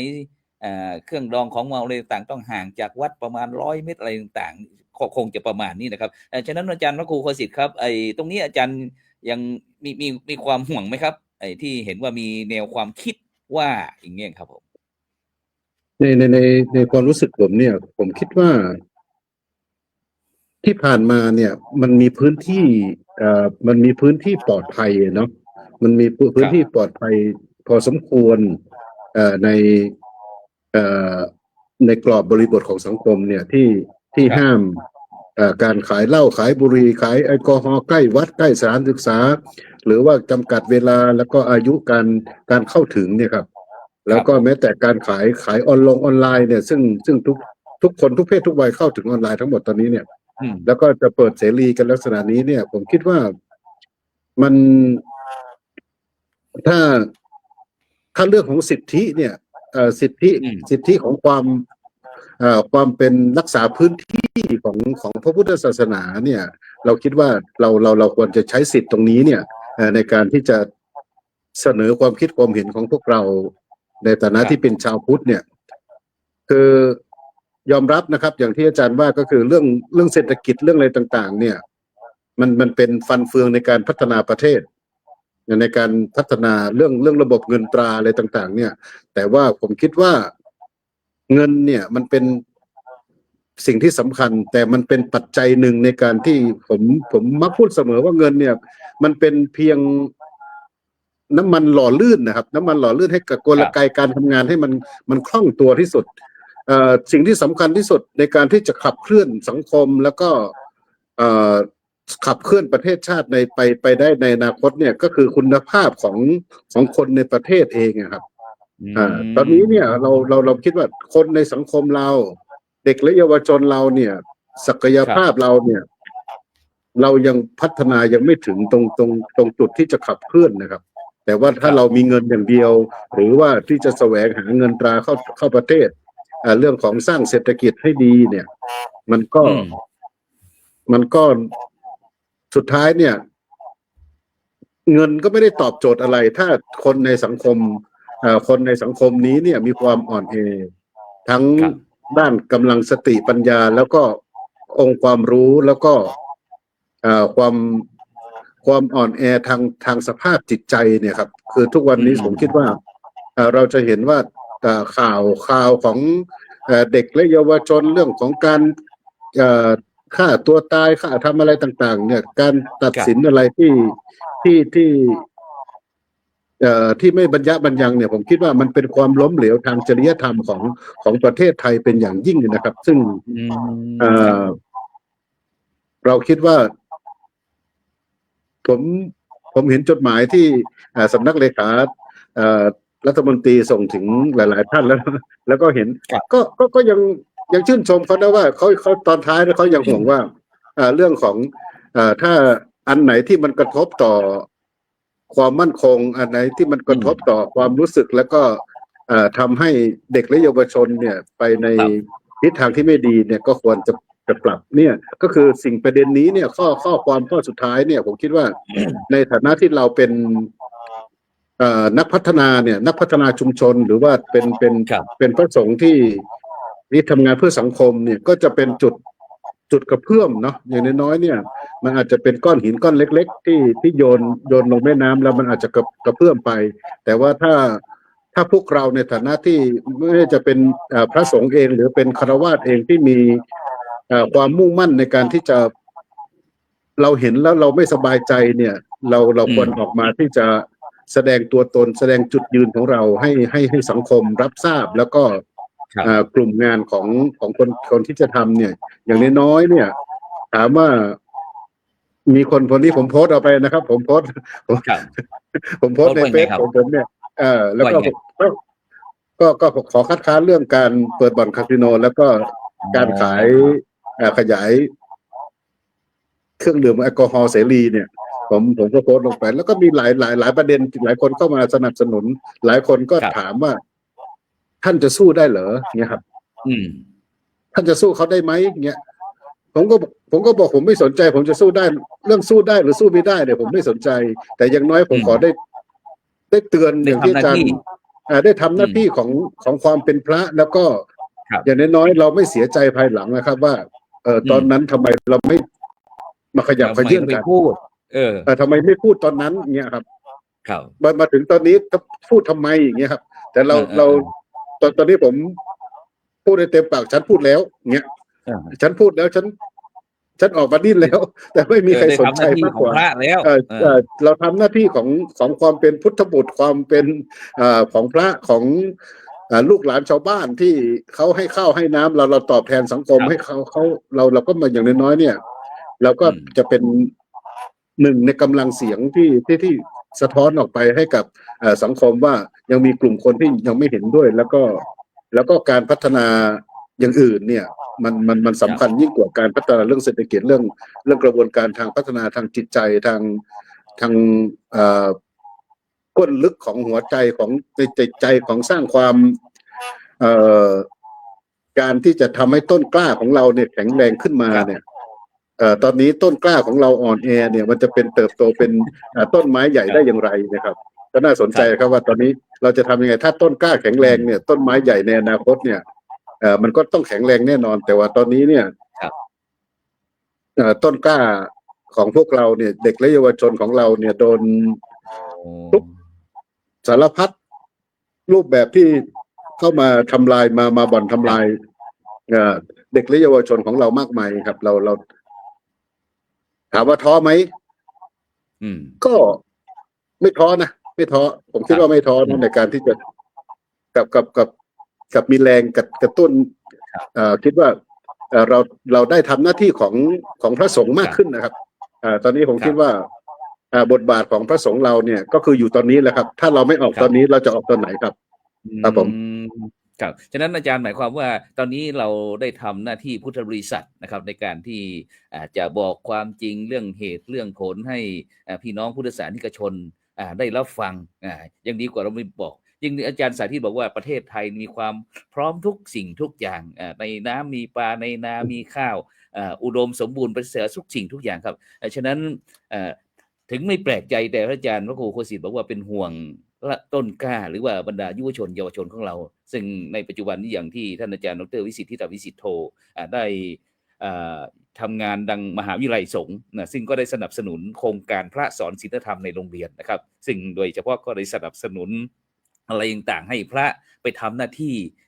ในการสั่งสอนในที่สถานศึกษาต่างๆนะครับแต่ถึงแม้เราจะห่วงเด็กนะครับแต่ในปัจจุบันนะครับอาจารย์ครับมันทุกทั่วระแห่งนะครับแม้กระทั่งพระสงฆ์องค์เจ้าก็ทุกอะไรครับทุกเพราะว่า call center นะครับในปัจจุบันเนี่ยครับเราไล่ตะเพิดไปทางจาก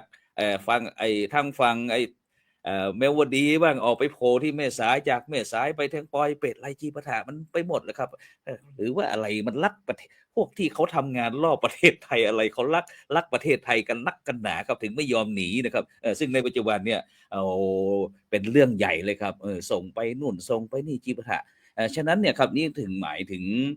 ยถึงเรื่องความอ่อนแอของสังคมไทยได้ไหมครับตุลุงสมคิดครับผมที่ถึงแม้เราจะบอกเมื่อกี้ท่านอาจารย์สาธิตบอกว่าพี่น้องชาวพุทธตั้ง60 กว่าล้านนะครับแต่โอ้โหครับเมื่อวานนี้ก็โทรมาอีกแล้วนี่คุณเจ้าอะไรเนี่ยเอกสารของท่านถูกไปทำธุรกรรมผมก็เลยบอกว่าไม่ต้องพูดพอไปไหนก็ไปอย่างเงี้ยครับผมก็วางสายเงี้ยตุลุงสมคิดมองเห็นยังไงบ้างครับในปัจจุบันจำเป็นไหมครับเนี่ยจริงๆเนี่ยผมว่ามันเป็นความอ่อนแอทางระบบความคิดของคนที่มีอำนาจเพราะโครงสร้างของอำนาจเนี่ยปลูกฝังให้คนที่เข้าถึงแต่ทุนไม่ได้ปลูกฝังเข้าถึงธรรม เมื่อเข้าถึงแต่ทุนเนี่ยและไม่ได้เข้าถึงธรรมเนี่ยก็เลยทำให้ความเปราะบางของจิตใจมันเกิดขึ้นดังนั้นผมยังคิดว่าระหว่างอำนาจกับทุนเนี่ย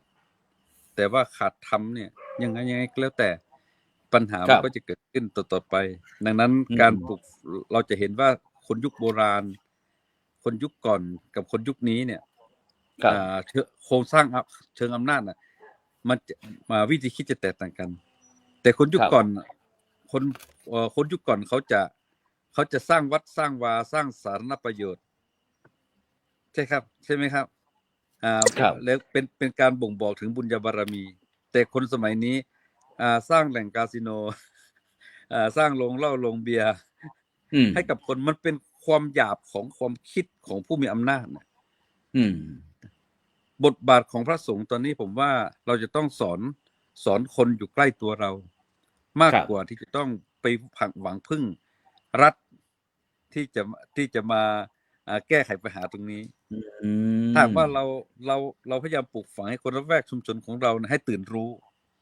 เรื่องเหล่านี้เนี่ยผมว่ามันจะเป็นเกราะกำบังได้อย่างดีไม่ว่าแต่เป็นคอเซ็นตุ้มคอเซ็นเตอร์แม้แต่ในเรื่องของปัญหากาซิโนทั้งหลายเหล่านี้ถ้าเราสร้างภูมิคุ้มกัน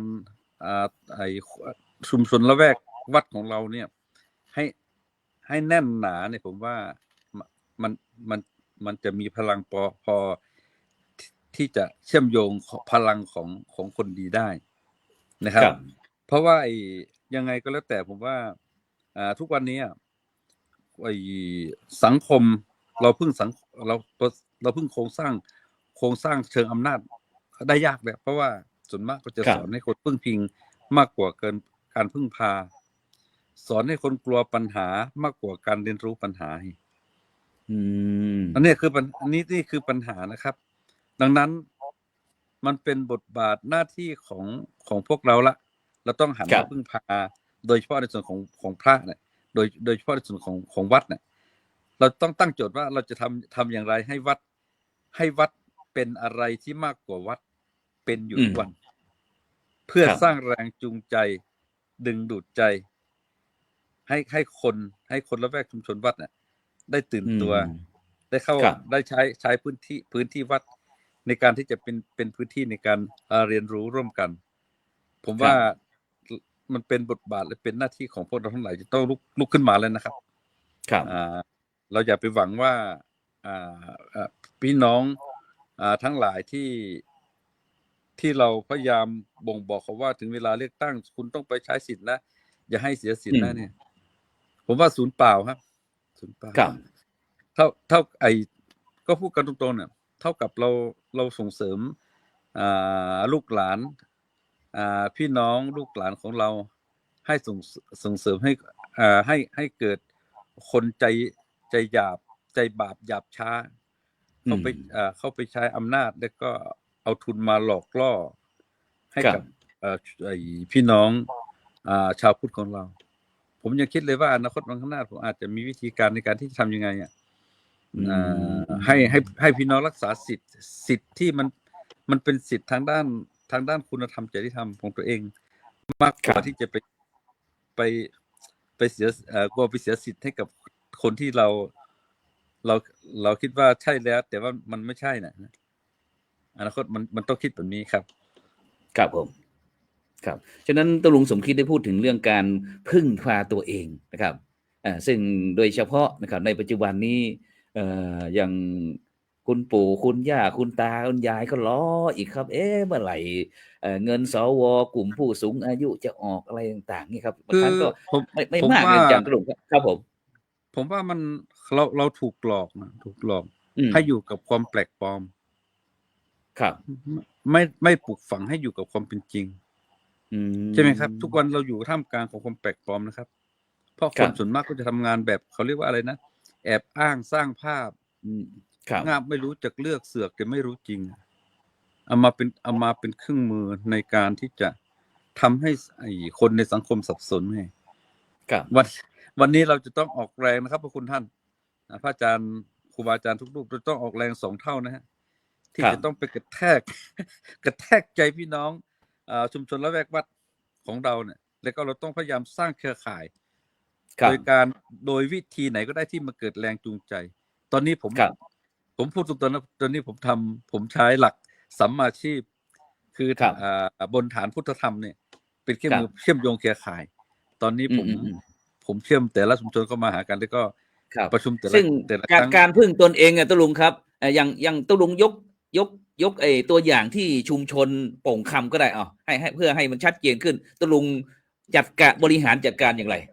จริงๆแล้วผมว่าบ้านเรามันได้เปรียบสังคมไทย ครับ เราได้เปรียบเมื่อกี้ผมได้เห็นอะไรท่านพูดถึงว่าบ้านเราอยู่ท่ามกลางของในน้ำมีปลาในนามีข้าว ในเล้า ครับ มีเป็ดมีไก่ในไร่ในสวนมีฟักแฟงแตงกวาจิปาถะนะฮะอันนี้เขาเรียกว่าทรัพยากร หรือว่าเราจะพูดอีกหนึ่งก็คือเรามีของดี แต่ว่า ครับ ทำไมเราไม่ไปส่งเสริมของดีเหล่านี้เนี่ย ให้คนได้เห็นคุณค่า แล้วก็มาพัฒนาให้เป็นมูลค่าเนี่ย ตอนนี้นะครับ ผมเมื่อก่อนเนี่ย ฟักทองเราเห็นความแตกต่างฟักทองของพื้นถิ่นน่านกับฟักทองพันลูกผสม ที่ ครับ มีขายในท้องตลาด รัฐก็ไปส่งเสริมฟักทองลูกผสมที่ปลูกแล้วมันได้ลูกเยอะน้ำหนักดีอร่อย แต่ว่าภายใต้ความอร่อยตรงนั้นน่ะเขาไม่ได้บอกว่าต้องใส่เขาสอนให้ต้องใส่ปุ๋ยต้องฉีดยาพ่นยานั่นอันนั้นคือยาคือความพิษคือพิษภัยที่อยู่ใน กับสารพิษ เข้าสู่ร่างกายตัวเอง แต่เขารัฐก็ไม่ได้บอกว่าถ้าจะได้ของดีแบบนั้น มันต้องเพิ่มทุนเขาไม่ได้บอกไงแต่มันจะเอามาใช้แล้วมันต้องจำเป็นต้องปลูกแต่ว่าฟักทองของเราที่มันเลี้ยงชีวิตของเรามาตั้งแต่ปู่ย่าตาทวดรักษา ครับ เผ่าพันธุ์เรามา เราทำไมไม่ไปเพิ่มมูลค่าตรงนั้นปลูกฝังคุณค่าเพิ่มมูลค่า ผมก็เลยคิดใหม่นะ ครับ ผมบอกว่า คิดยังไง ฟัก ครับ ทองน่านผมก็เลยบอกว่าฟักทองน่านเนี่ย มันมีกี่สายพันธุ์อะไรที่มันอร่อยเนี่ยผมก็เลยไปศึกษาดู แล้วก็ตั้งชื่อด้วย ตั้ง ครั ชื่ บ อ มี ถ้ามัน ชื่ออะไรครับ ถ้ามัน ชื่อไง ถ้าสีค้ำๆหน่อย แล้วมีความหวานความเหนียว แล้วก็สีมัน ครับ ค้ำๆแล้วต้องใช้คำว่าฟักทองไข่เน่า มันเหมือนคล้ายๆอย่างไข่เน่า ฟักทอง อ่ะ เน่า ใช่ไหม ฟักทองมันคล้ายๆอย่างไข่เน่าเนี่ยสีมันคล้ายๆไข่เน่าฟักทองไข่เน่า แต่คนได้ยินว่าฟักทองไข่เน่ามันเป็นยังไงเนี่ยอยากจะชิมดู ไข่เน่า อยากจะ ค ชิ ง ม จริง ดู มันเหม็นอยู่นะแต่ ใช่ ฟั ไหม ก ค ท รั อบ งตะลุงมันเป็นยังไงใช่ไหม ใช่ผมก็เลยบอกว่าถ้าอย่างนั้นถ้าอยากกินคุณต้องลงทุนอ่ะ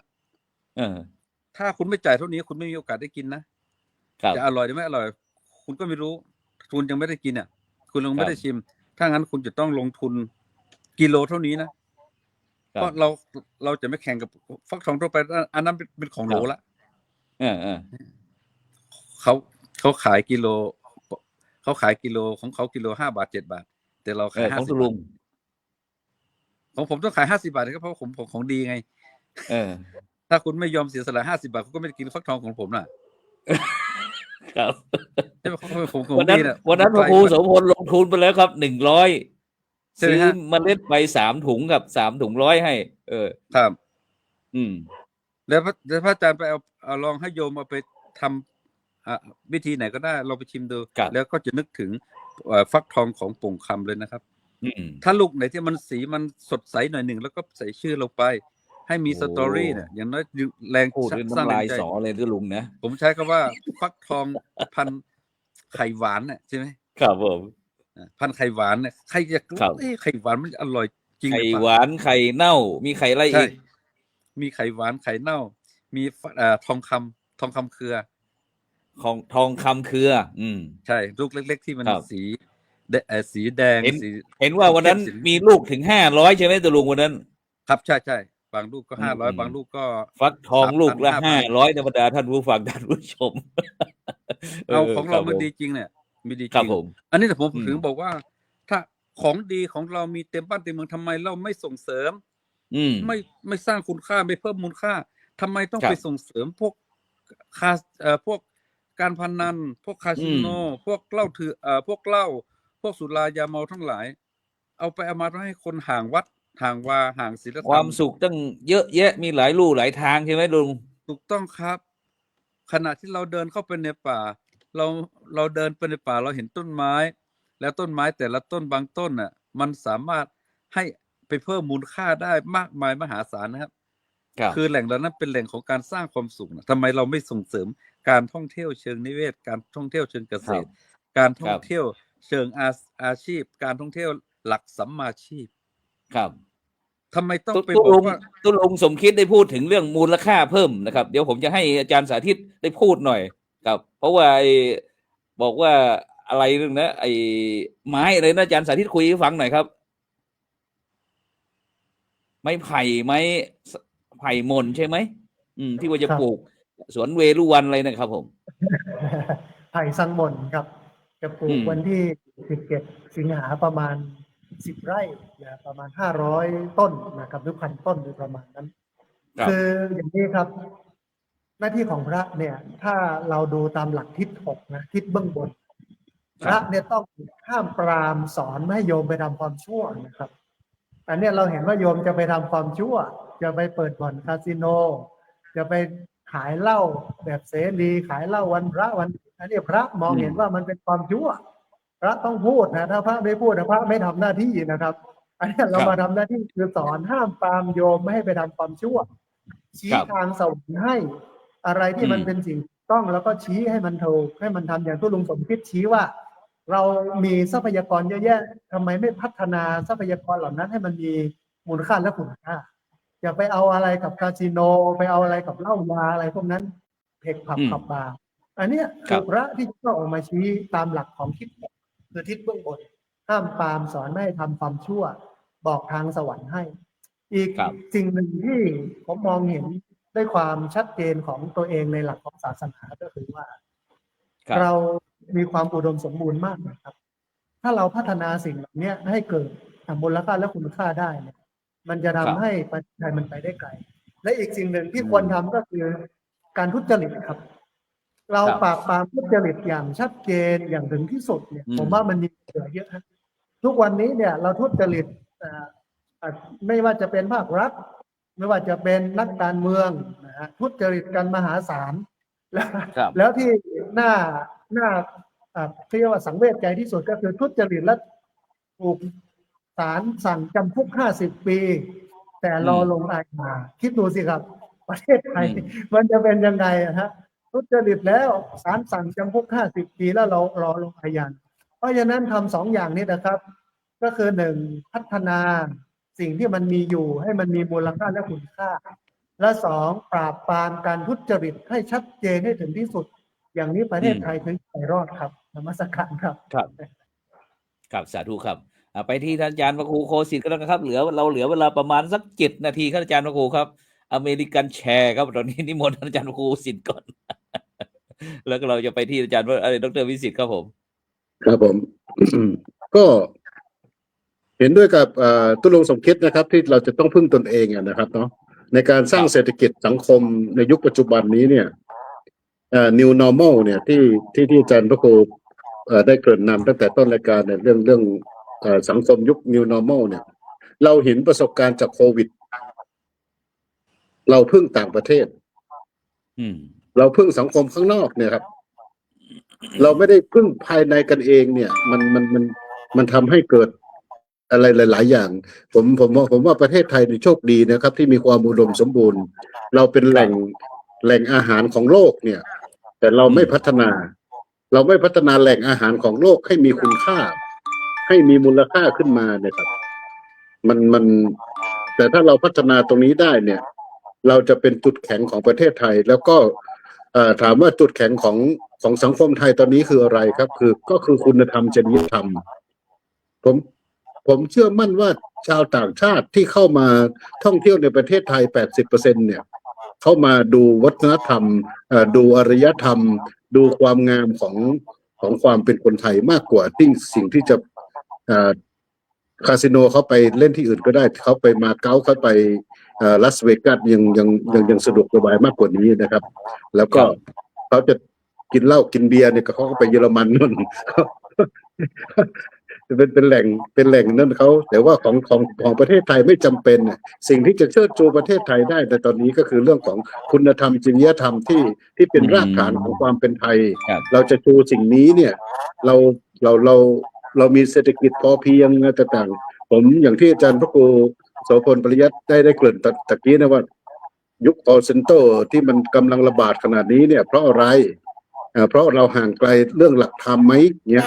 ซึ่งหลักธรรมทางพุทธศาสนาเนี่ยโดยเฉพาะเรื่องถ้านึกถึง call center ผมนึกถึงเรื่องกลามาสูตรทันทีเลยครับ ครับ เพราะว่าหลักธรรมเหล่านี้เนี่ยมันสามารถที่จะใช้ได้ในสังคม ผม ครับ ยังเพิ่มความมั่นใจความเชื่อมั่นในพุทธศาสนา หลักธรรมของพระเจ้าที่เป็นอากาลิโกครับ ครับ คือตอนนี้ยุค call center เนี่ยอะไรหลักธรรมอะไร หลักธรรมที่เราจะสามารถที่จะใช้ประยุกต์ในการใช้ชีวิตประจำวันของเราก็คือเรื่องกลามาสูตร10 ประการนะครับก็ถือว่าเป็นหลักธรรมที่น่าสนใจนะครับที่พระสงฆ์เราหรือว่าสังคมไทยเนี่ยควรจะรับรู้ให้มากกว่านี้นะครับ แต่ว่ามันกลับตลปัดอย่างเช่น เรื่องของเศรษฐกิจพอเพียงของในหลวงเนี่ยรัชกาลที่9เนี่ยท่านก็มีแนวคิดที่ดีมากๆเลยนะครับ แต่ว่า ครับ ไม่มีหน่วยงานที่จะสนองงานของพระองค์ท่านอย่างเต็มที่ไงครับ ก็เลยทำให้เรื่องเศรษฐกิจพอเพียงเนี่ยก็คือบริหารจัดการถ้าสมมติว่าประเทศไทยใช้เศรษฐกิจพอเพียงเอาทุนไทยทำทุกอย่างเนี่ยบริหารจัดการกันข้างในเนี่ยผมคิดว่าพวกเราอยู่ได้สบายเป็นประเทศที่มีความสุขคิดว่าGDP เรื่องของเราไม่ต้องวัดเรื่อง GDP เรื่องเงินตรานะครับที่มันจะกี่เปอร์เซ็นต์เติบโตกี่เปอร์เซ็นต์แต่ว่าGDP เรื่องของความสุขครับความสุขอย่างประเทศภูฏานเข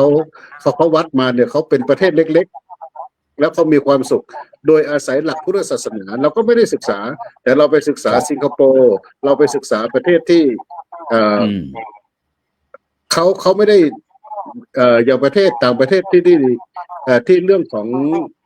อบายมุขเข้ามาเนี่ยเขาไม่ได้เติบโตมาจากความเป็นชาติของเขาไม่มีตรงๆก็คือเขาไม่มีรากเหง้าของตัวเองครับเขาถึงมาพัฒนาจุดนี้แต่คนไทยเนี่ยมีรากเหง้ามีความมีคุณธรรมจริยธรรมที่เป็นปัจจัยพื้นฐานของพวกเราอ่ะเราไม่นำเสนอเพราะฉะนั้นก็อยากจะฝากกับครูบาอาจารย์ทุกรูปแล้วก็พุทธศาสนิกชนทุกท่านนะครับว่าถึงเวลาที่เราจะต้องช่วยกันจุดประกายความคิดเรื่องหลักการทางพุทธศาสนาเนี่ยสู่สังคมให้มากขึ้นคนละเล็กคนละน้อยก็พอครับไม่ต้องทำหนักจนหามรุ่งหามค่ำแต่ทุกรูปทำหน้าที่ของความเป็นพระสงฆ์ศรัทธาญาติโยมทุกท่านทำหน้าที่ของความเป็นพุทธศาสนิกชนให้ดีที่สุดนะครับในการนำหลักธรรมของพุทธศาสนาไปใช้ในชีวิตประจำวันได้ครับครับสาธุครับเหลือเวลาอีกประมาณ3 นาทีครับถวายท่านอาจารย์ดร.วิสิทธิ์สักนาทีครึ่งนะครับแล้วก็จะถวายอาจารย์ตุลุงสมคิดอีกนาทีหนึ่งก็ปิดรายการครับที่มนครับอาจารย์ดร.วิสิทธิ์ครับผมครับเห็นด้วยครับกับบทบาทของพระสงฆ์เราก็ต้องทำหน้าที่เนาะเขาว่าหน้าที่ของพระเราเนี่ยมันก็ต้องเป็นหน้าที่ที่จะต้องออกมาเตือนสังคมผมคิดว่า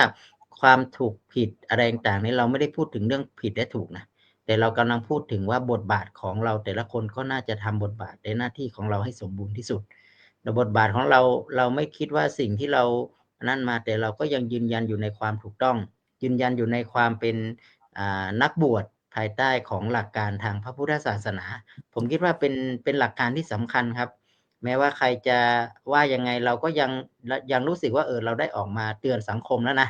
อย่างน้อยก็จะไม่รู้สึกก็ของมัวใจตัวเอง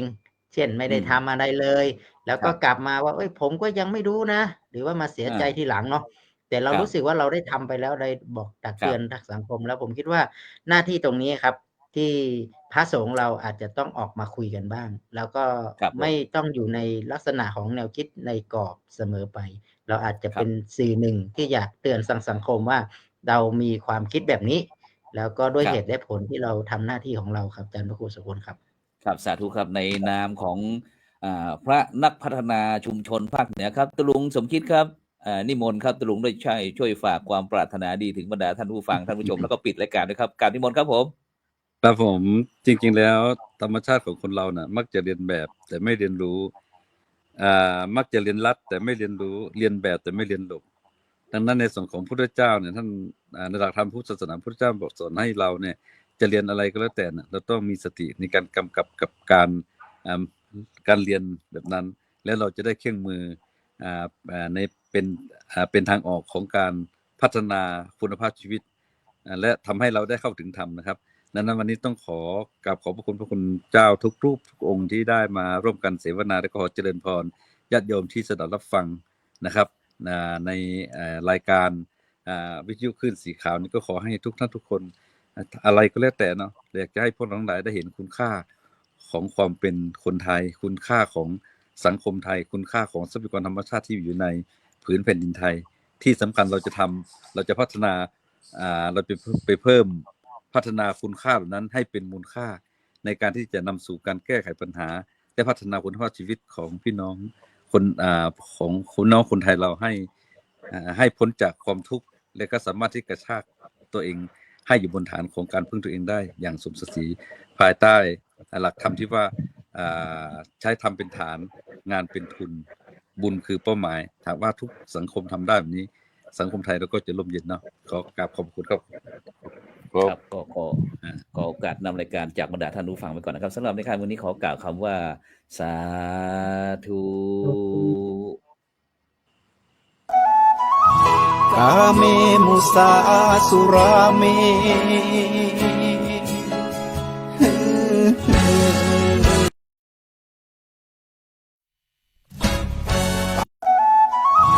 กาเมมุสาสุราเม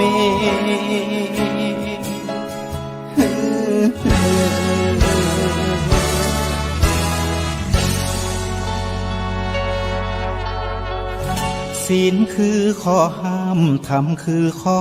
ให้พุทธองค์ตรัสไว้ชี้ทางใจให้ภาคเพียรเบญจศีลเบญจธรรมท่องจำสมัยเราเป็นนักเรียนธรรมะไม่เคยแปลเปลี่ยนแต่เรายังจำได้ไหมาทวงคำมั่นหมู่บ้านศีลห้าถือเป็นพันธะ